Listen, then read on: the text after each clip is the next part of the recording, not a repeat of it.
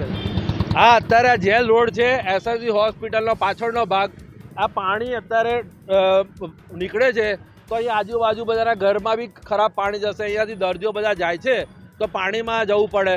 અત્યારે દિવાળી છે, નવું વર્ષ છે, અહીંયા કોઈ સાફ સફાઈ વડોદરામાં થઈ નથી, કોઈ નવા રસ્તા બનાવ્યા નથી. ઇલેક્શનની રાહ જોવે છે આ લોકો.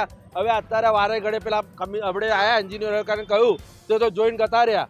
હવે દિવાળી પબ્લિક અહીંથી કોઈ જશે કઈ રીતે બધા અહીંયાથી? આ પાણી તાત્કાલિક આ બધું રોકીને બંધ કરવું જોઈએ.